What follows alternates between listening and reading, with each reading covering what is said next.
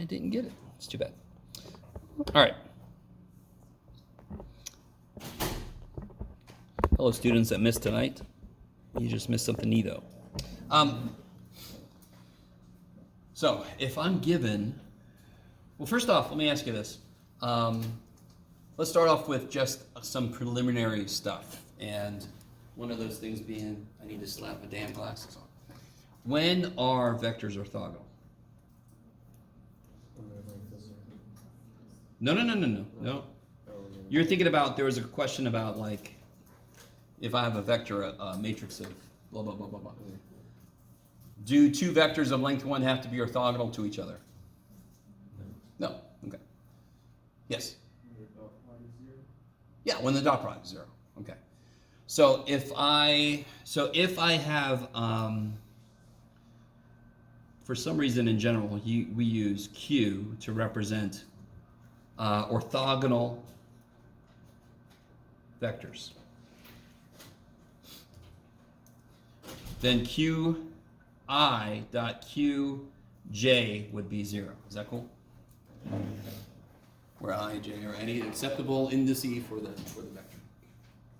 Just like you said.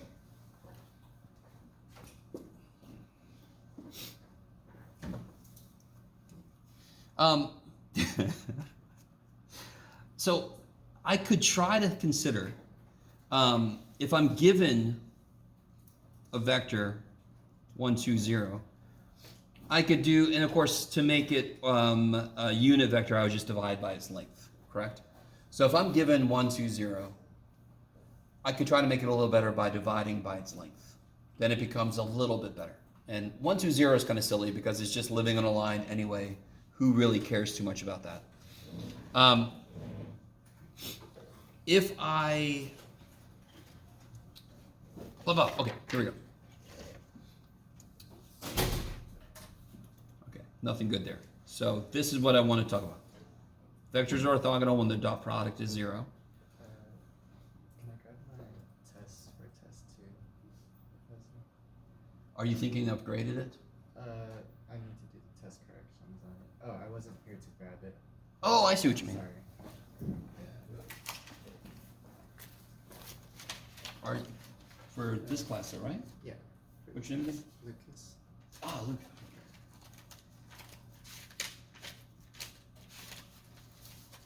Thank you. Sure. Okay. I had a whole little thing I played around with, but I'm not going to do it. This really doesn't lead to much of anything. So let's just keep going. Vectors are orthogonal when their dot products are 0. Now here's the ultimate word for, if I have a matrix Q, if it has nothing but orthogonal unit vectors as columns, we call it an ortho, you're going to like this, I think I brought this up before, orthonormal matrix.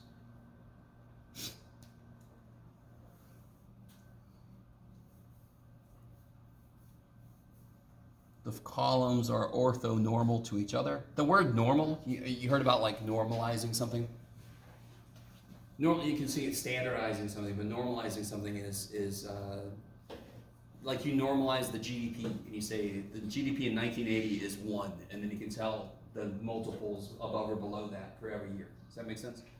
So the idea of normalization in this context is making them have unit length, dividing by their lengths. Orthonormal is one word that contains the two things that we need to make our basis set the best. Okay.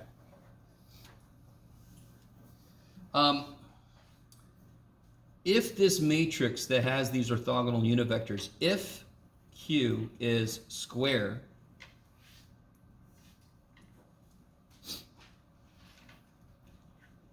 Q transpose Q,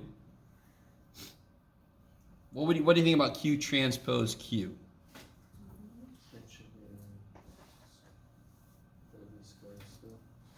And actually, how do I want to say this?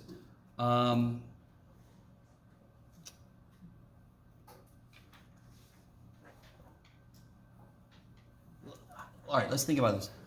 If I construct a matrix with the columns are orthogonal unit 1 vectors.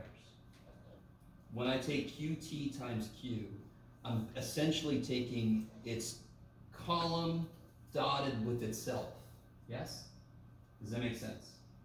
So the easiest matrix. By the way, do you see how all the permutation matrices match up with this idea? Because they all have all zeros except 1, 1, so they all kind of inherently follow this idea. So if I do this, every single output I get is going to be 1 when I do. So for example, let's do a very simple little tiny example. If I have, you could do it, Jeff. All right, rad 3 over 2, 1/2, 1/2 rad 3 over 2. And this one's kind of silly because if I transpose it, it's going to be itself.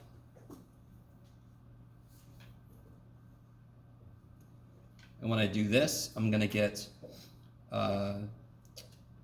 you could do it, Jeff. 3/4 plus 1/4 is 1.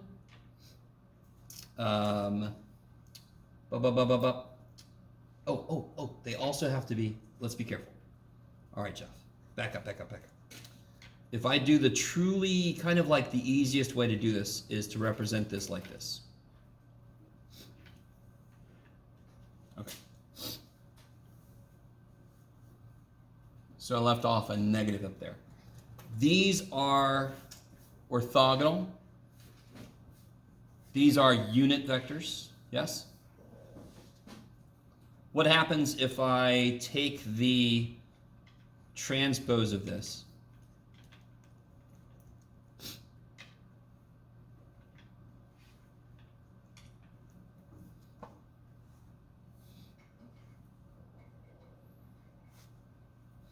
I'm going to get cosine squared plus sine squared is 1. Negative cosine theta plus, negative cosine theta sine theta plus sine theta cosine theta is 0. Negative cosine theta sine theta plus cosine theta sine theta is 0. And then I get negative sine squared theta, sine squared theta plus cosine squared theta is 1. Okay.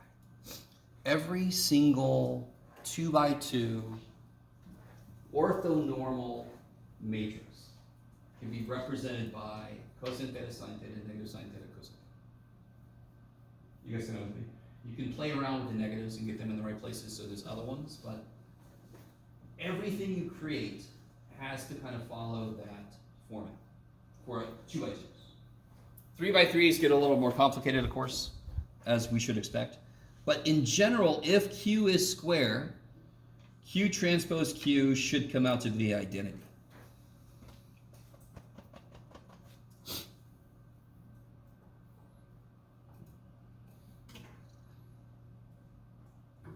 Okay.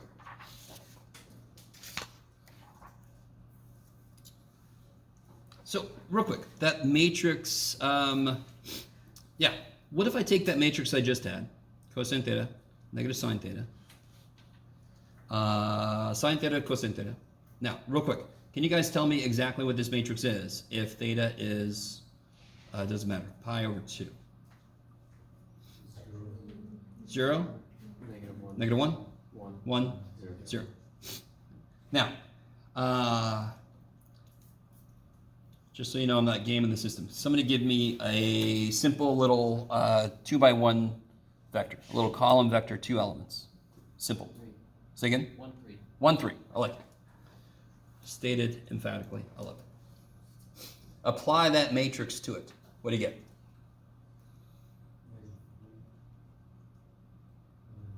1. I love it. Now, on the surface, that's very, very, very, very, very, very simple. I mean, but what did I actually just do? If I plot 1, 3, and I rotate it by 90 degrees, it should end up here, and this really beautifully makes sense because 2 perpendicular lines, how do the slopes interact? How do the slopes relate for 2 perpendicular lines? If the slope of 1 is 3, this should be negative 1/3. It's exactly what you get for the lines that those vectors live on. Yes? So this is kind of nifty. And of course there's a three-dimensional analog to this, but it gets a little bit worse because you have all these multiple angles you could go through in 3 dimensions. But I can very quickly just rotate any vector by any amount I want to by applying the correct rotation matrix. Yes? What's really, really, really nice about this rotation matrix is it is orthonormal, so it will not change the length of the resultant answer. It strictly just rotates it. You with me? If I just take any old matrix, it might rotate it, but it might make it longer or shorter. So it does more than just rotates. This purely rotates. Okay.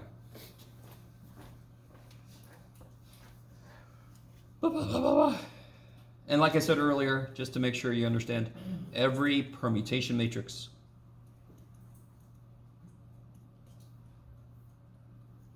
is an orthogonal matrix.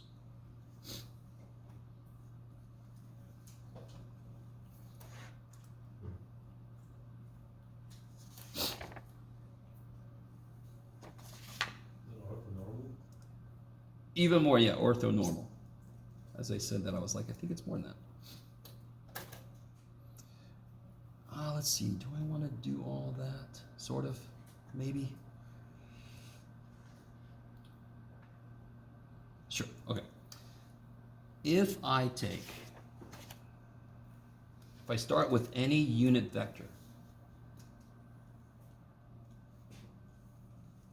this is all preamble to the real stuff here, by the way. And I let, get out here. So given any unit vector u, and I create Q by taking the identity matrix minus 2u transpose. What is u transpose? What is that called? What kind of product? Outer product. I love it. U transpose u is the inner product, the dot product. That always makes it smaller, right? A number.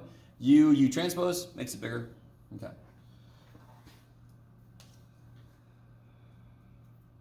If I do this, what I end up with, let's see.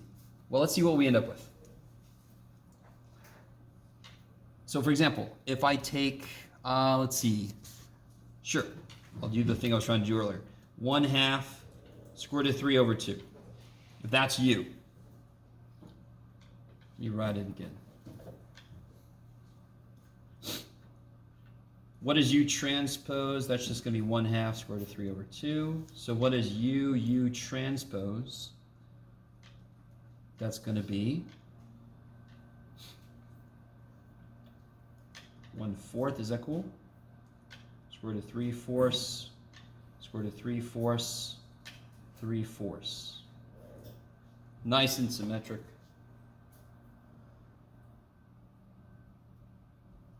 So we constructed this crazy ass little piece. Now I can finish out what Q is.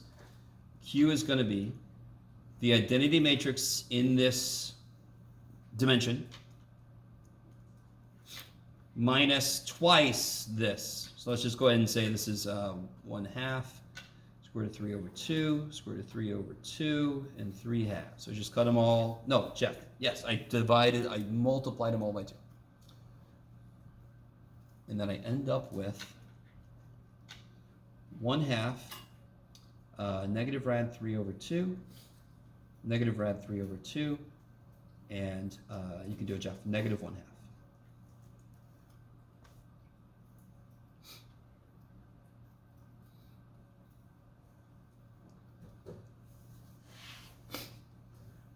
Does that look okay so far? Let's see. Yes. Now, what this will do, this is a reflection matrix. And what it should reflect by is the angle represented by this. Does anyone know what angle this represents? So x is 1/2, y is rad 3 over 2. pi over 6. No, pi over 3, you're wrong, 60 degrees. Cosine should be small, sine should be big. Pi over 3, 60 degrees, yeah. So it would reflect around that line. So whatever vector you feed it, it would give you the reflection around that line. So if I build this I minus 2u ut transpose by a different unit vector, it would reflect it around that line, whatever it represents, that vector I built it with. Okay. So you have reflections, you have rotations. Okay. These are all kind of little side notes about what we use orthonormal matrices for. Okay, let's see. Blah, blah, blah, blah. Now we get to it.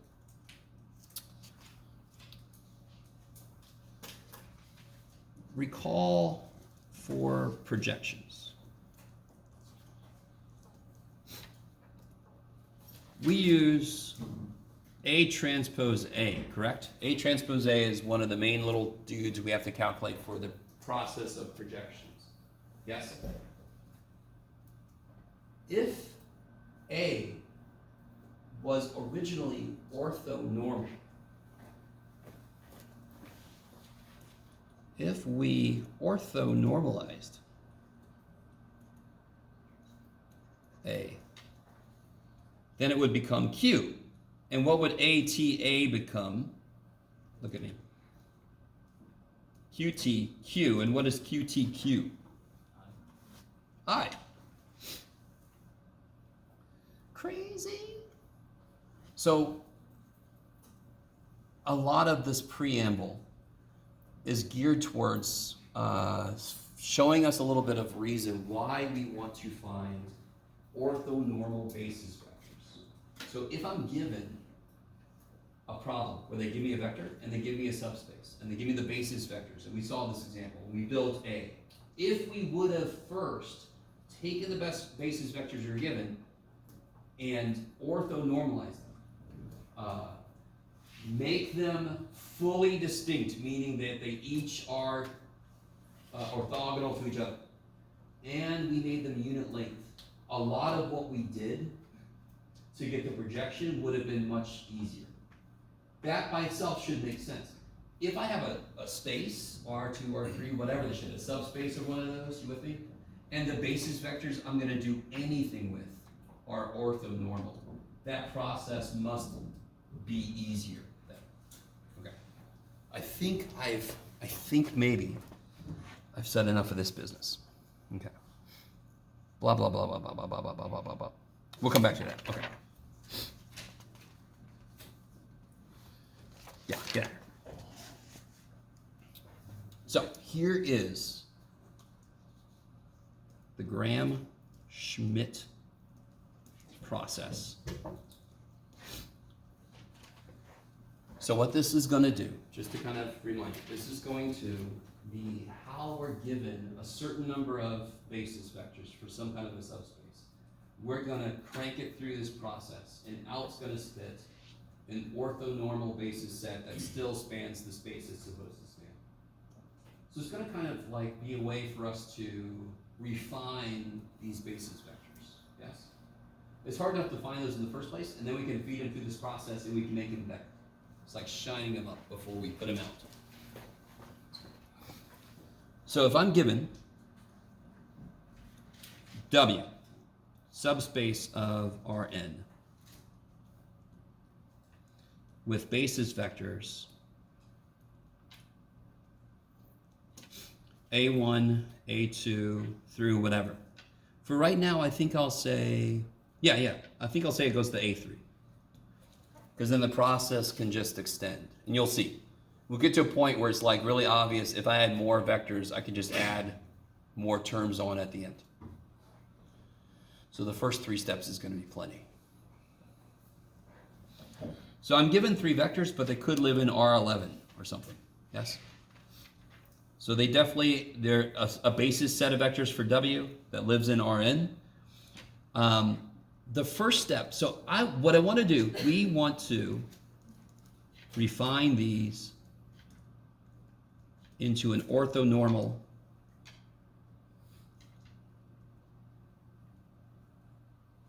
set of basis vectors.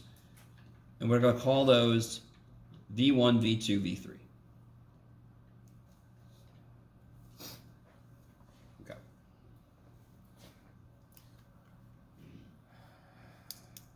This is such a cool little process. It's actually very intuitive. What might be the problem if I'm just given three vectors that happen to be linearly independent? Why might they not be the best? Any one vector might not be orthogonal to another one, yes? What does that mean? If I have two vectors that are orthogonal to each other, this might be too broad of a question. You might not want to answer this question. The minute it's not orthogonal, isn't there a component of this one that's in this guy's direction? The minute I say that, and now that we know how to do projections and all that shit, if it's better for it to not have any bit of this that is in the same direction as this one, what would I do? What do I not want this guy to have? I don't want it to have that piece, yes? So wouldn't I just subtract the damn thing off? If I could find the projection of this on this one, and then subtract that from this one, he straightens up. Do you guys see that? The whole problem with vectors that are not orthogonal to each other is that inherently there's a component of one of them that lies in the direction of the other. If you think about basis vectors that we use, 1, 0, 0, 0, 1, each one of them are distinct. There is no part of them that lies in the other one's direction, correct? Since we don't necessarily inhabit the entire space we live in, we're not going to always get 1, 0, 0, 0, 0. You with me? I really want you to understand. W is three-dimensional. Let's say it lives in R11. Do any of my improved, refined, beautiful, top-of-the-line vectors that are going to come out, do any of them have to be one with a bunch of zeros? Nope. Nope, because I don't cover the entire space. Okay, let me stop for a minute. All right. Just to lay down some expectations. So here's the idea. We're given these. These are actually really damn good because we already know they're independent and they span this space. Yes? That's pretty damn good. So the first step, I'm going to lay out the textbook and then we'll talk about some refinements. The first step is make V1 equal to A1.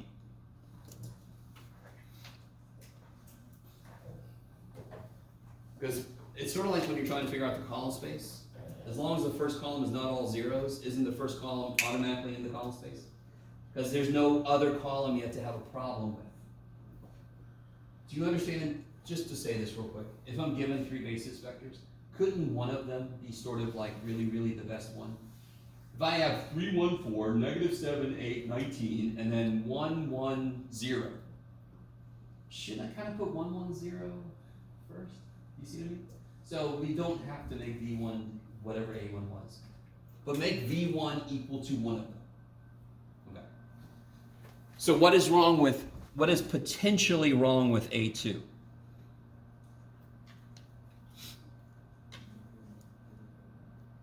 How must V2 relate to V1?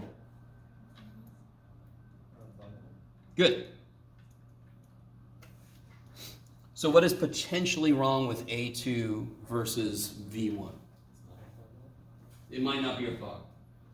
There might be a component of A2 that lies in the direction of V1. How can I find that component? So here's where I'm going to put a little recall. So I want to start with A2 and subtract from it any component, or let me just say it directly, its projection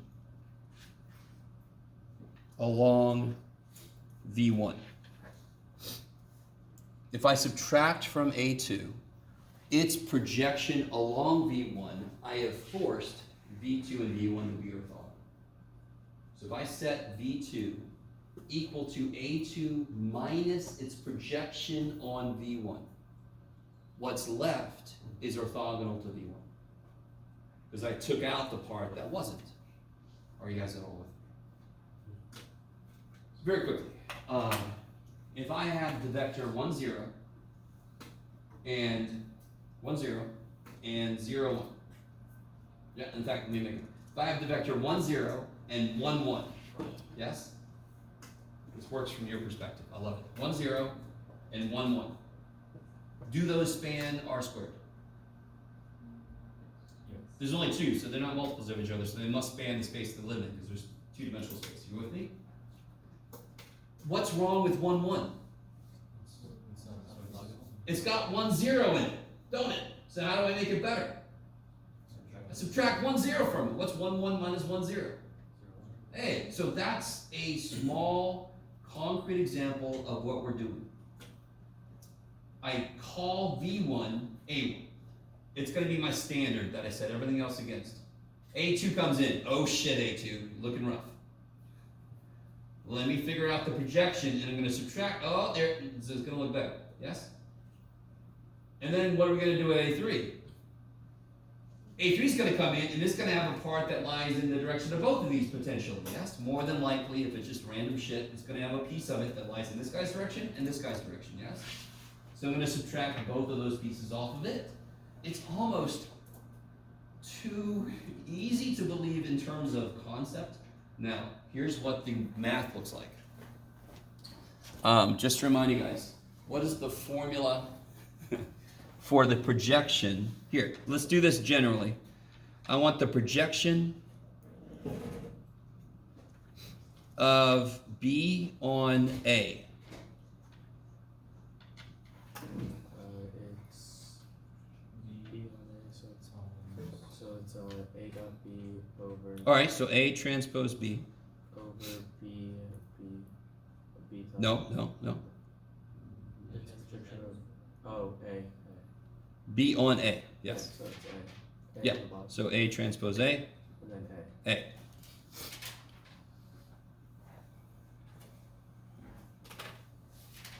And that's the first set of projections we did, because it's just the line that we were projecting on, so that should seem very familiar. If you go component by component, when we did this with matrices, each component corresponds to this idea also. It's just a bunch of these at once, and that's when we write it as a big old matrix. So, if I put it in terms of the notation I'm using, I want to subtract from, so I'm going to let V2 equal A2 minus the projection of A2 on V1. Oh shit. Projection of A2 on V1. So that means I'm going to replace A with V1. I'm going to replace B with A2. You guys all with me? Maybe?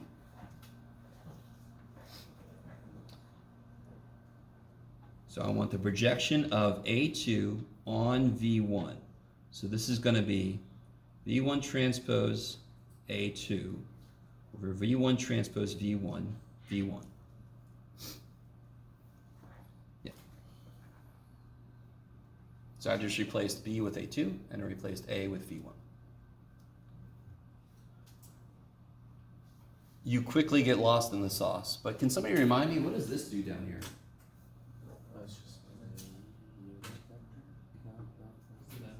We haven't made anything unit yet. That's what we're going to do at the end. This is the dot product. This is actually, what's the dot product of a vector with itself? It's length squared, right? So this is the length of V squared, and this is the dot product, right? And again, if you're taking multivariable, we just write dot products here and here, but I mean, that's what that means. So I'm going to write it more linear algebra. Yes? Can't we do what we're doing by row reducing? Or is there something? This is different. row reducing doesn't take into account, so if I do 1 by 1, that's sort of like what we've done. The next step is going to take both of the other things into account at the same time. So let's see. And plus, well, let's see.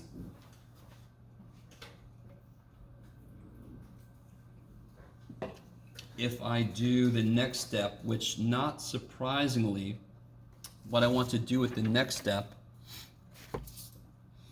we start with A3.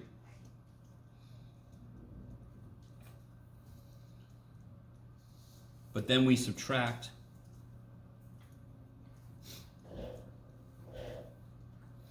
from it its projection on the span of A1, I'm sorry. Yeah, I guess, how can I write? Yeah, let's do it. V1, V2.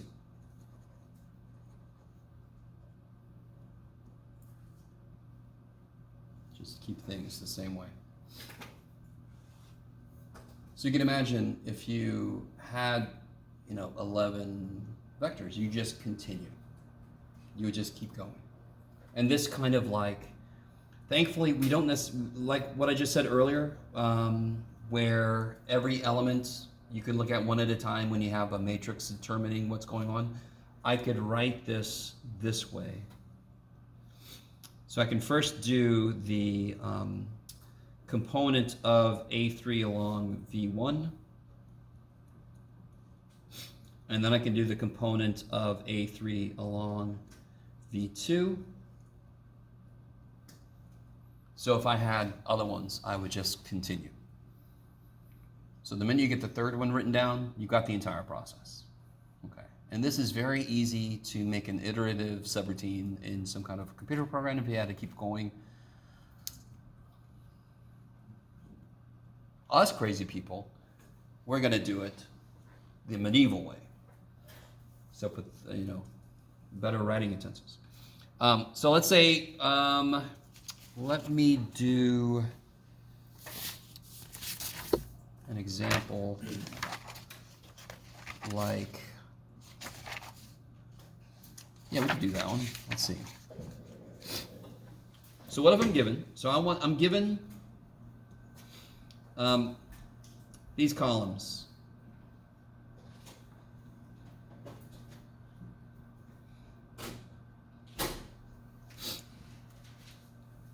What space do they live in?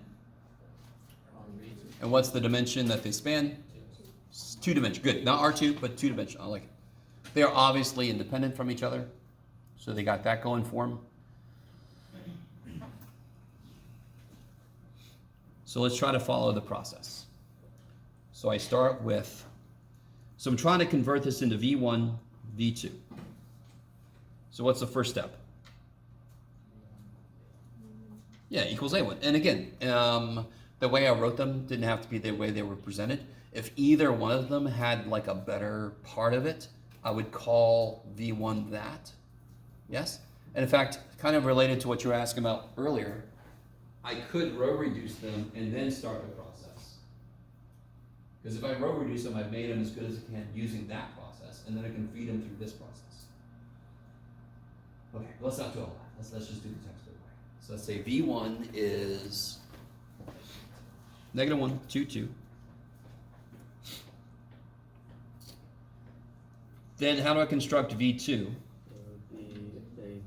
That would be A2 minus V1 transpose A1 over V1 transpose V1. Yeah. Now let's see what all this mess is. So let's do V1 transpose A1. V1 transpose would be this. And to be honest, here, let's not even do all that shit. These are just dot products, yes? Yeah. So what's V1 dotted with A, oh, sorry. Wait. This should be A2. Yeah, thank you. What's V1 dotted with A2? That's 9. Yeah, -1 plus 2 plus 8, we get 9. So A2 is 114 So I want to take A2 minus the part of A2 that lies along V1. That should make physical sense. I'm trying to take the part of A2 out that makes it not stand on its own. So that's why this needs to be an A2 here. So it's A2 minus, up here so far I have 9, yes? The under's 9 And then V dotted with itself is 9. would be 1 plus 4 plus 4 is 9. Okay, that kicks ass.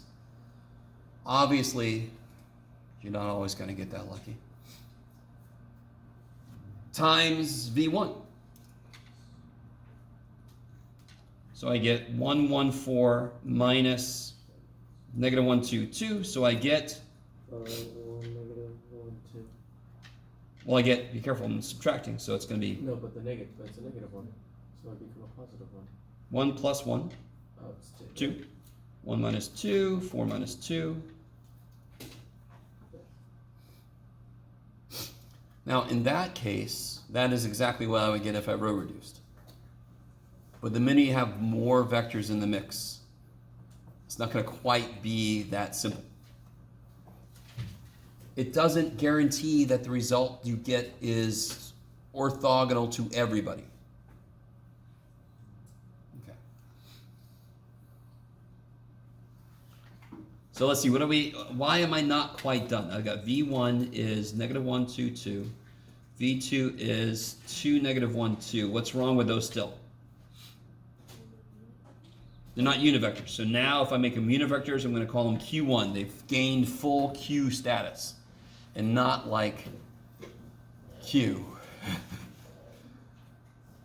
We're not going to go there. If you don't know what I mean, that's great. Q1, the length of V1 is?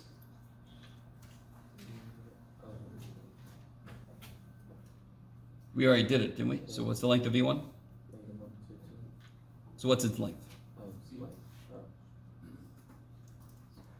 So it'll be 1 plus 4 plus 4 is 9, square root 3. So it'll be negative 1/3, 2/3, 2/3. And then Q2 would be same thing here, right? 2/3, negative 1/3, 2/3.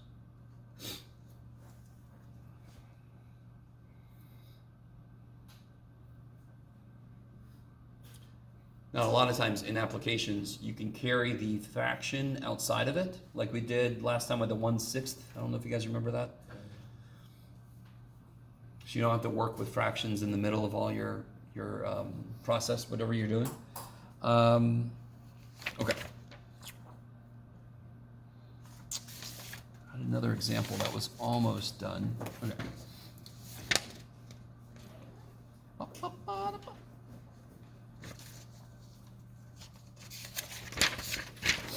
So let me give you guys one to try out.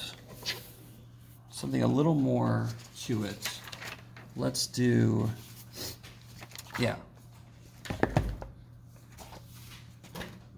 You guys try this one out.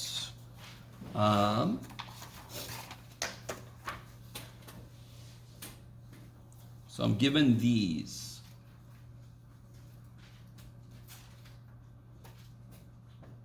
Oops.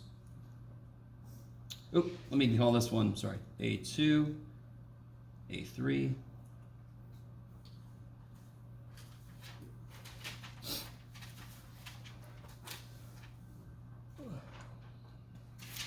What is one thing you could do, considering at the end we're going to we're going to make these unit vectors at the end anyway. Hmm? Make them univectors? Well, you could make them univectors, but then you're carrying all these fractions around where you don't have to yet. But you could at least kind of reduce them. I want at the end the direction these represent to be maintained. Between the three vectors I have at the end, I want it to maintain the direction that these three vectors are in. Yes? Maybe not.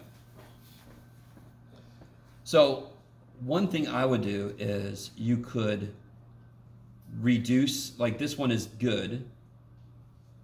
Is this still pointing in the same direction? Yes. Is this still pointing in the same direction? Yeah. Yes.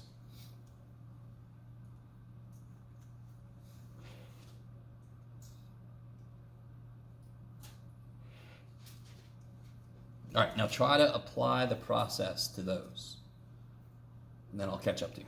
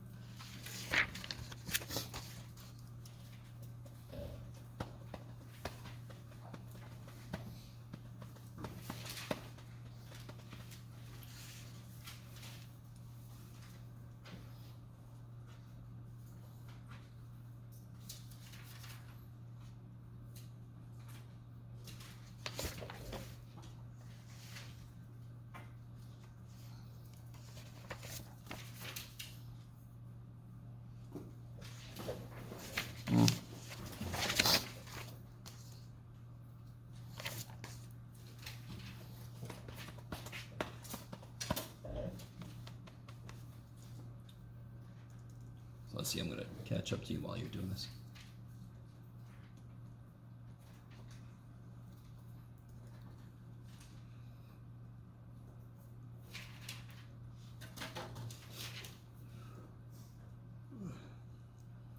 I always forget this. Oh, the funny thing is, yeah, we could talk about that too. Since it's a dot product, it doesn't matter. Might as well keep it going the same way.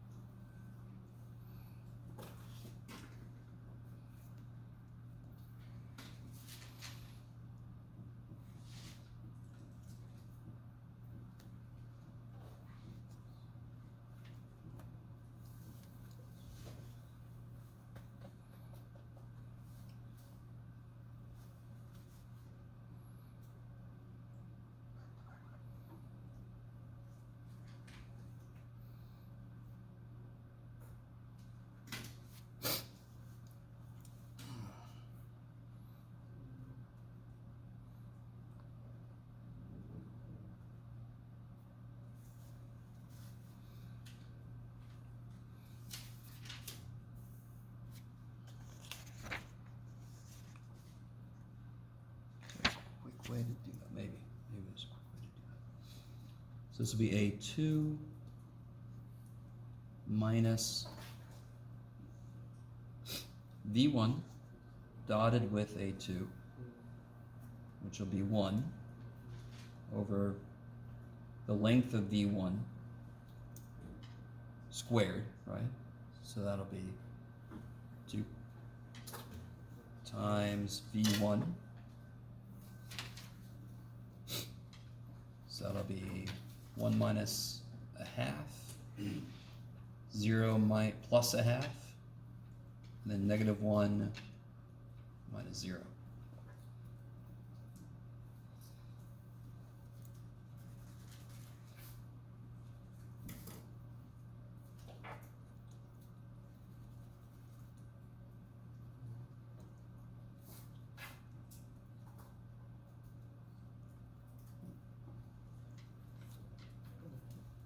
Wait. Good.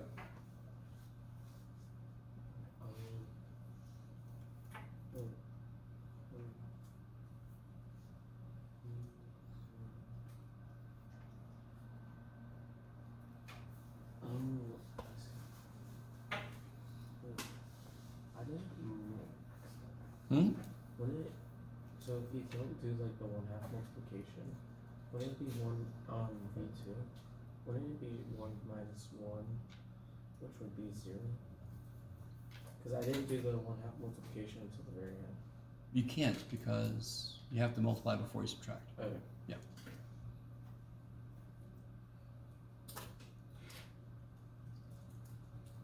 it's not 1/2 the result. It's 1 minus half the other one. So it can't get it all the way down to 0.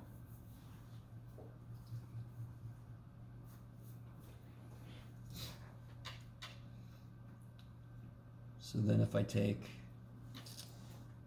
1 negative 1 1 minus the dot product of these two, which will be 2, yes? Over the length of V1, which we already got earlier, was 2, minus the dot product of these two, which is 1/2 minus 1/2 minus 1, so I get negative 1. Is everybody with me? Oh, yeah. Where am I at? Oh, here. Divided by the length of this, which kind of sucks, Wait, but didn't you go ahead. forget the multiplication of Oh. V1? V1 goes here. Yeah. Where'd you go? There you were. So that's the scalar multiple. That's the vector. Scalar multiple. V dotted with itself will be 1/4 plus 1/4 plus 1, which would be 1 1/2, so 3/2. And that's times V2. You can do it, Jeff.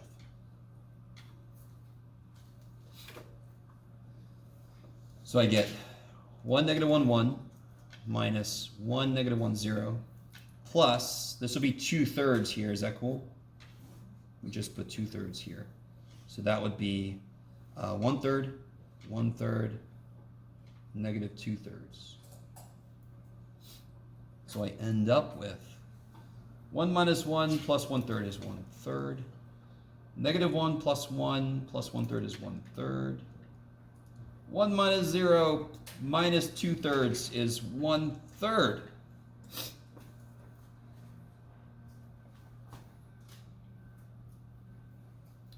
Probably made this harder by taking out the dividing at the beginning, but too bad. So let's see, what do we get? We get, sorry, V1 was 1 negative 1 0. V2 was 1/2 1/2 negative 1. V3 was 1/3 1/3 1/3. So if I divide each one by its length,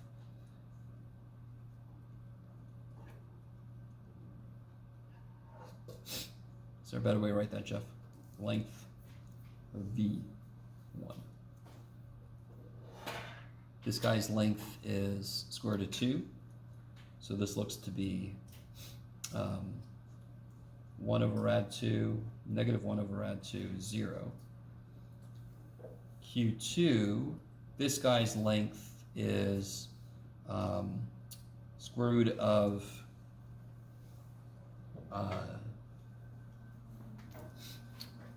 3/2, is that right? Let me see. It'll be the square root of 1/4 plus 1/4 plus 1. So it'll be, yeah, 3/2. Isn't it like rad 6/4 or something? 1/4 plus 1/4 plus 1, which will be 1 1/2, right? Yeah. Yeah. So square root of 3 over 2. So if I divide that, I'll get, so 1/2 divided by square root of 3 over 2 is 1 over square root of 3, 1 over square root of 3, and then, what did I just say? Square root of 3. So this will be square root of 2 over 3. Square root of 3. Woof! Let's double check this. So if I get the length of this, it would be 1/3 plus 1/3 plus 2/3. No, wait. Yeah, 1/3 plus 1/3 plus 2/3. And let me think. Arf. Did I forget the negative? I did.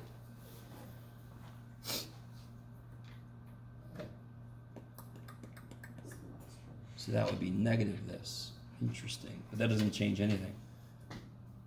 Let's see. 1/3 plus 1/3 plus 2/3 doesn't work. Let me think.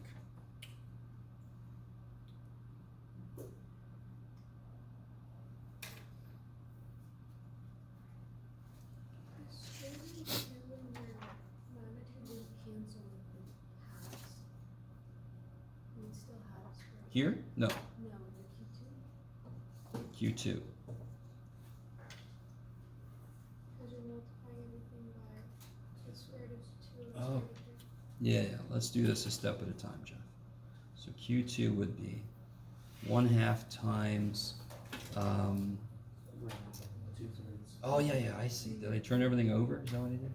So this would be square root of 3 over 2, so that would be times square root of 2 over square root of 3. And this would be 1/2 times square root of 2 over square root of 3, and this would be negative square root of 2 over square root of 3. So this would be square root of 2 divided by 2. So this will be 1 over the square root of 6, 1 over the square root of 6, and then negative 2 over the square root of 6. And then if you check it, 1/6 plus 1/6 plus 4/6 is 1. Okay.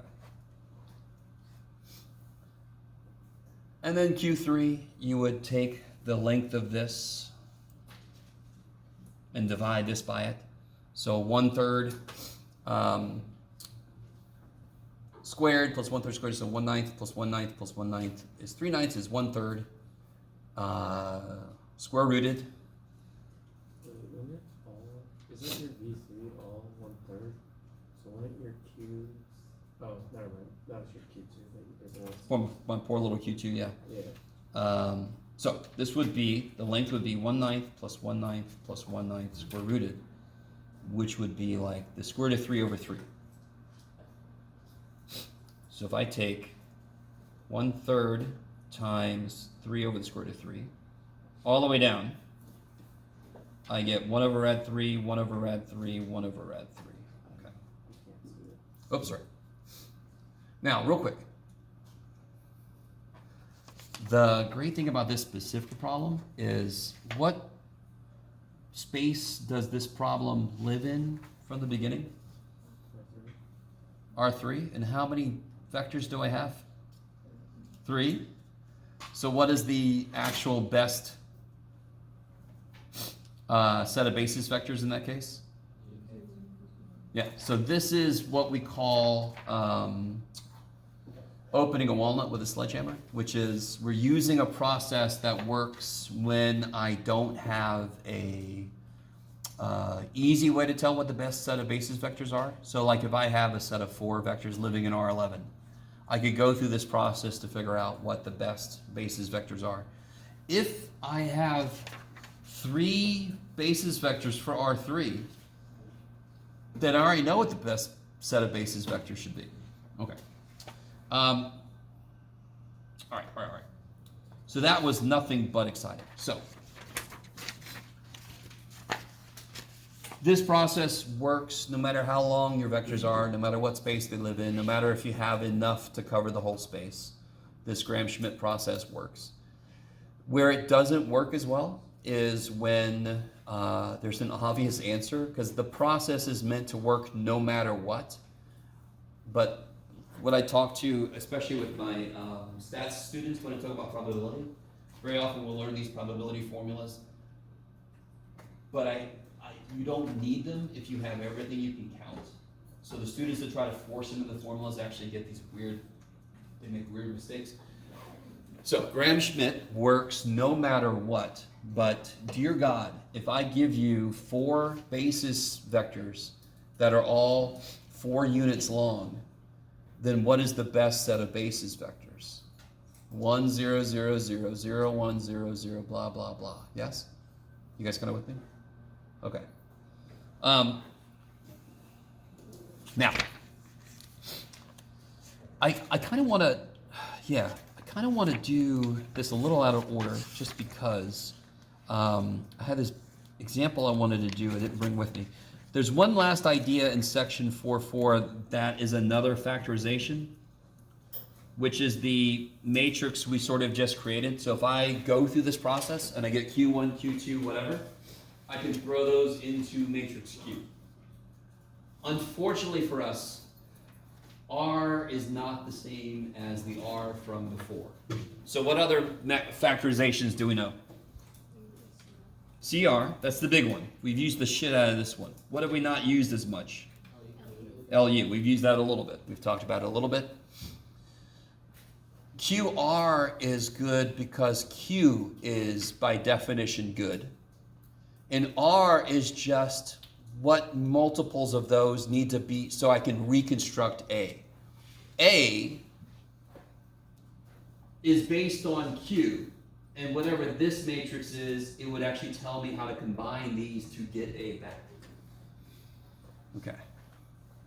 What I want to focus the rest of the class on, and by the way, that, like I said, that whole process, the gram shift process, if you have more vectors, you just kind of keep going. Yes? You just keep applying the next step. To me, this is kind of funny because normally in linear algebra, one of the very first things you really focus on is the idea of determinant. And so chapter 5 of this book is determinants. What determinant do we know already? For what kind of matrix? Yes, so if I have A, B, C, D, the way to identify the determinant of this matrix is like these symbols here. So I don't know if I've used these symbols much, but that would be AD minus BC. So I want to lay out, now that's great, that's all good and fine. And then we talked about how that relates to finding the inverse, yes? The inverse for a 2 by 2. It's just a method you can memorize. What do I do if I want an inverse of a 3 by 3? Do we have a nice kind of shortcut way to do that? No, not really. We have to set up the augmented, we take the matrix and we augment it with the entire identity matrix, yes? And then we just row reduce. Okay. I want to focus on just what is the determinant of any matrix no matter how big it is, yes? So let me lay down a few things that needs to be true for this idea of a determinant, and then we're going to get into later. We're going to get into how it could be used. And actually, let me see. I need to give you a little bit of time. So yes, you want a little bit of time still? Yes. All right. It's almost time to go. So I do want to let V is going to talk to you for a minute. So we're basically done. We'll get into this next time. I just remembered I promised V a few minutes. You can have a marker. A marker. I want to show. Yes. I want to show you guys something. I want to show you guys something. So V, real quick, V is running in the election for ASGC president. Student government. I want to show you guys something. Do you guys know how much is the budget for the district, Cuyamaca and Cuyamaca and Rosemont combined? $570 million. Boom. In the 2023-2024 fiscal year, we ended the checkbook with a balance of negative $30 million. And you know what they did this semester to reduce that sort of, to compromise that loss?